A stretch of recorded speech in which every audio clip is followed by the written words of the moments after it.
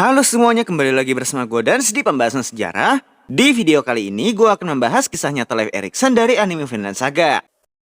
Yap, seperti yang kita tahu, anime Vinland Saga ini adalah anime sejarah yang berdasarkan kisah nyata dari The Saga of Vinland, yang merupakan salah satu catatan peninggalan bangsa Viking yang terbukti kebenarannya dengan beberapa bukti arkeologi sesuai kisah yang ditulis dalam catatan tersebut. Meskipun di animenya, ada beberapa hal yang sengaja diubah untuk membuat manga dan anime ini menjadi lebih emosional dan seru untuk dilihat oleh para penonton. By the way, pembahasan sejarah Leif Erikson ini akan berhubungan dengan beberapa sejarah yang ada di One Piece. Dan ya, daripada kelamaan, langsung aja kita ke pembahasannya.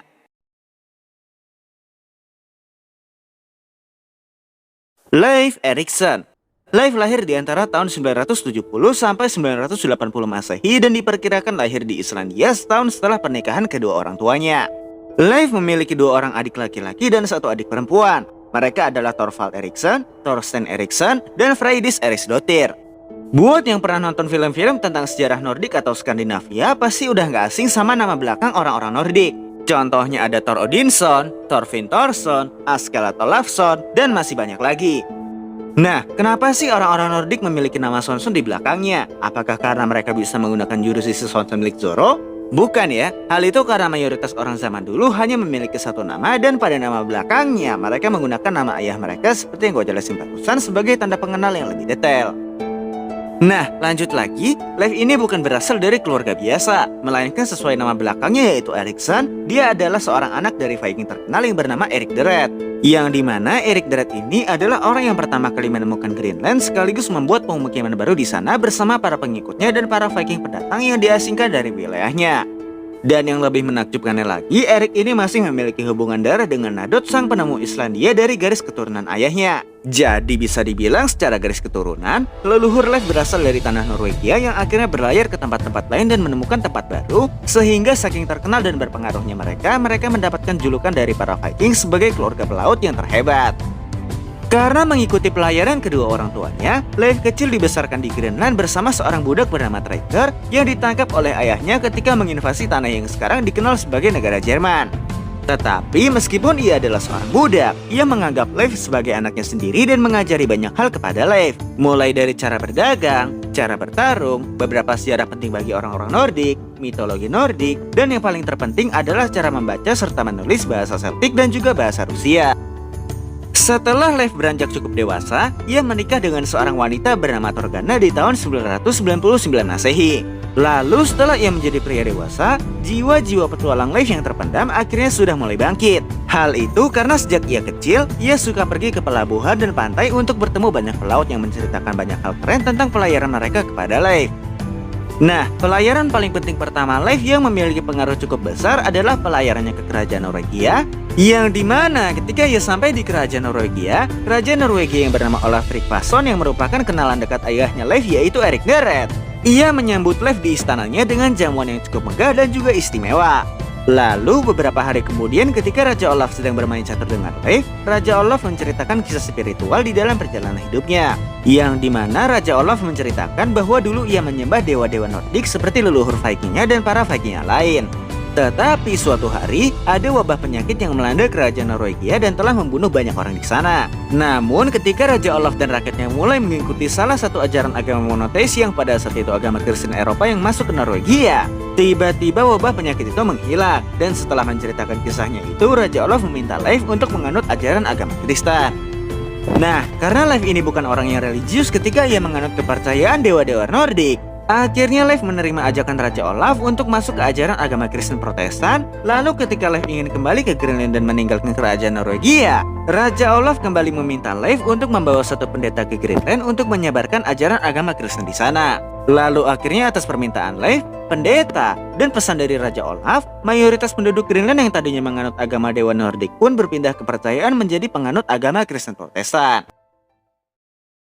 Singkat cerita, suatu hari ketika Leif sedang berada di pantai Greenland, ia melihat sebuah kapal yang sudah mengalami kerusakan cukup parah, tetapi di dalamnya masih ada beberapa kru kapal beserta pemimpin mereka.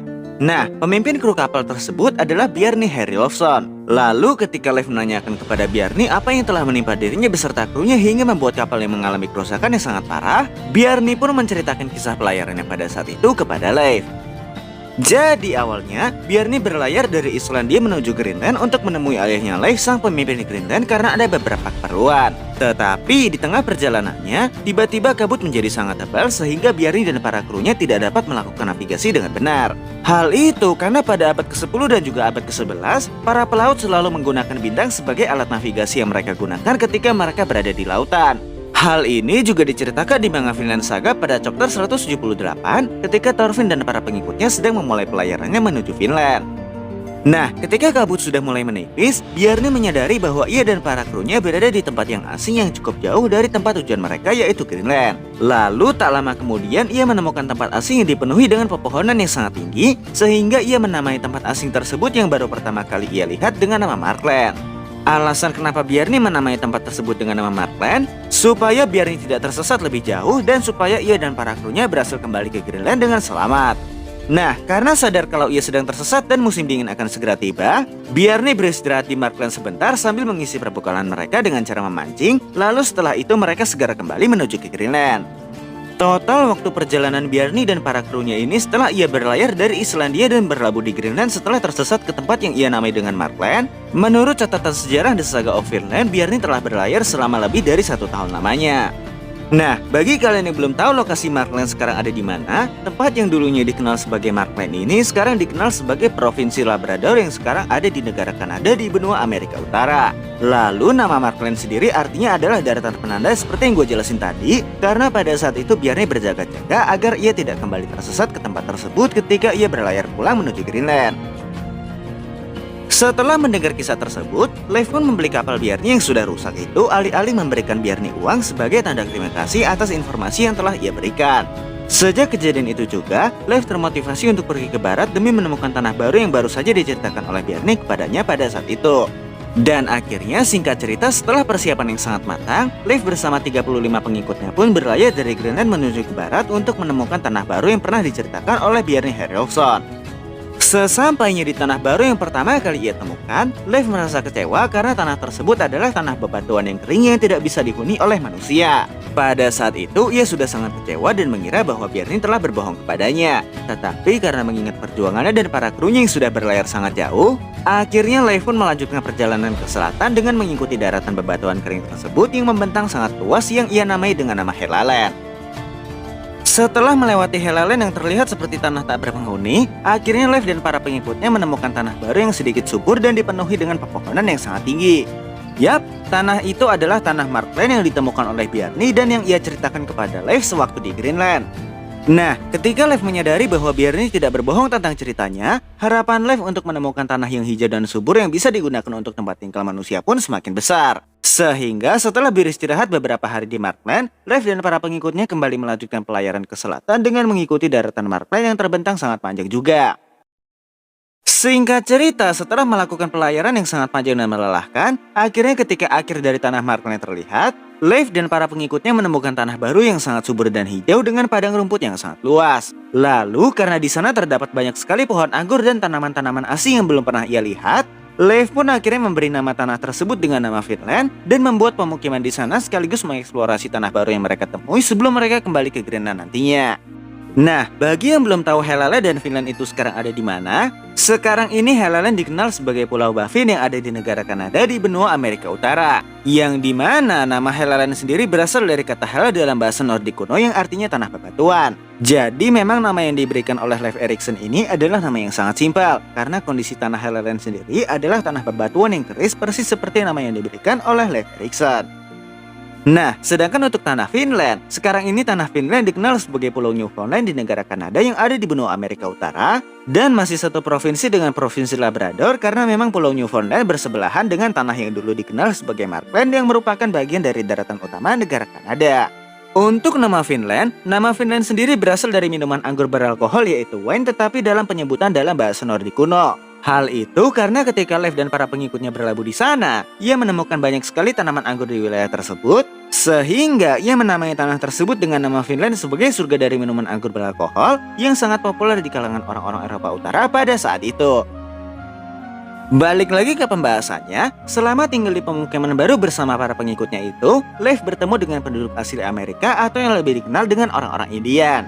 Yap, peristiwa ini sama persis seperti di anime Vinland Saga yang dimana Leif berinteraksi dengan sangat baik dengan para penduduk asli di sana. Sehingga kalau di anime Vinland Saga, Leif sampai diberikan topi khas dari suku Indian yang ia temui dan rokok tradisional orang-orang Indian yang diberikan kepada Leif sebagai tanda pertemanan. Setahun kemudian setelah musim dingin berakhir, Leif dan para pengikutnya pun kembali ke Greenland dengan membawa banyak anggur dan kayu di kapalnya. Sesampainya di Greenland, Leif mendirikan sebuah gereja Protestan di sana dan tidak pernah kembali ke Finland. Namun dengan perginya ia dan para pengikutnya ke Finland, hal itu membuat saudara-saudarinya tertarik untuk pergi ke sana, termasuk salah satu Viking lain yang bernama Thorfinn Karlsefni.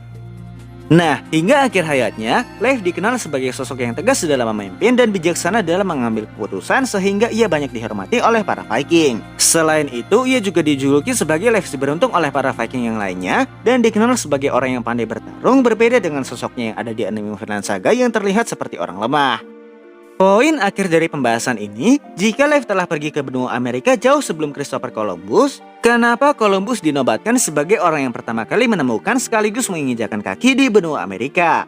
Jawabannya adalah selain karena itu adalah propaganda orang barat, Columbus adalah orang yang membuka benua Amerika kepada orang-orang Eropa sehingga orang-orang Eropa mulai menjajah benua Amerika. Mulai dari genosida, perbudakan, pemerkosaan orang-orang Amerika sehingga banyak dari orang Amerika terutama Amerika Selatan yang sekarang jarang memiliki wajah seperti penduduk asli Amerika, sampai menghapus sejarah panjang peradaban manusia di benua Amerika dan menggantinya agar keburukan orang-orang Eropa Barat bisa tertutupi di masa depan.